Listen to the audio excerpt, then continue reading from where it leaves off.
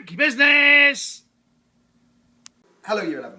Your final case study is looking at urbanisation, when people move from the countryside into the city or into an urban area. And we're going to look at China as an example of where urbanisation has taken place. And with urbanisation you get, as you know, push and pull factors. Push factors pushing them out of the countryside, pull factors pulling them towards the city. So, first of all, push factors. What things have pushed people in China out of the countryside? First of all, there's fewer jobs. There's a lot less jobs in the countryside, which means people go looking for work.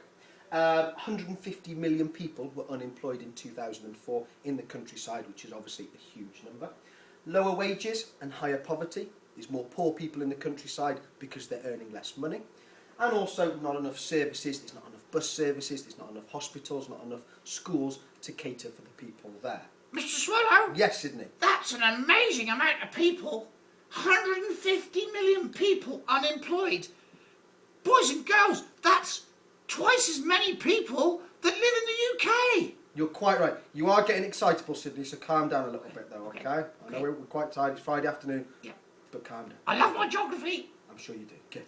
Now, pull factors, things that have pulled people to the city in China. First of all, there's more jobs. It's kind of the opposite. There's more jobs in urban areas. There's higher wages. There's less poverty. It's a better all-round deal in the city. And also there's better services, better healthcare, better schools, all of which attract people into the cities and urban areas in China. Now, impacts. What things are happening as a result of this urbanisation? First of all, you've got positive and negative ones for the rural areas. First of all, the rural areas. People left behind in the rural areas send money home. So they send money home to their families. So if they work in the city, they send money home to the countryside, which is really, really good, to help their families to avoid poverty. However, on the other hand, it's only really young people that leave the countryside and go to the cities, which means that in the countryside, there's lots of older people still living there. Now, what about the cities, the urban areas? First of all, the positive things. More workers leads to more money for the country, better industry, better services and better economy, and better trade all around the world. However, all of that population increase in the city means there's more pollution, there's more air pollution, more noise pollution, which is really negative. Mr. Swallow, I'm looking on this case study and it says migration. That's right. Now, we're in the spring, and I love the spring because in late May and June, the swifts and the swallows reappear all the way from Africa. They migrate. Is that the similar sort of thing? Things moving? It is similar. However, this is internal migration, so it's within a country.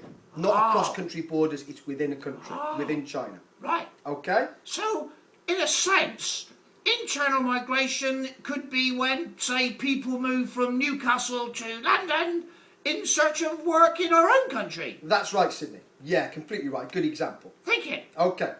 Finally, on this case study, calm down. It's the second time, Sydney. Second warning. Calm down. Finally, management. How is this almost like a problem being solved?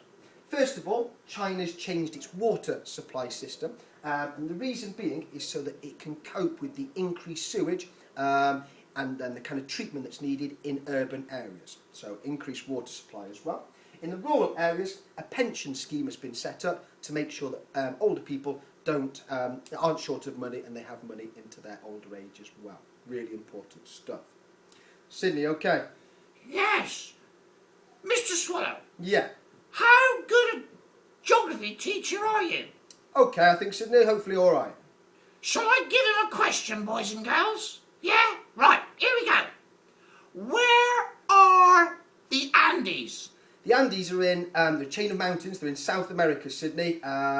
Kind of like Chile, Peru, right down the centre. No.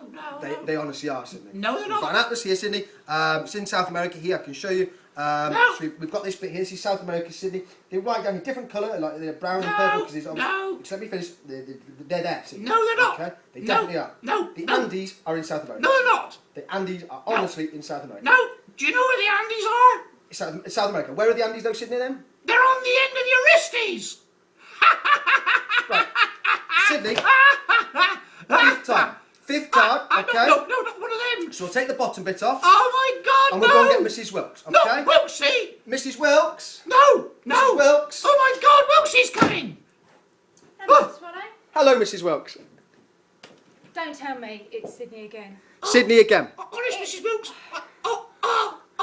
It's always you. I know. You just don't get this, do you? It's No. always you. No. Fifth time, Okay. Sydney. Stand up straight. Yeah. Seriously, you've got to stop this. I You've know. disturbed the learning. You're acting like a complete and utter I'll muppet. try. I'll You're try.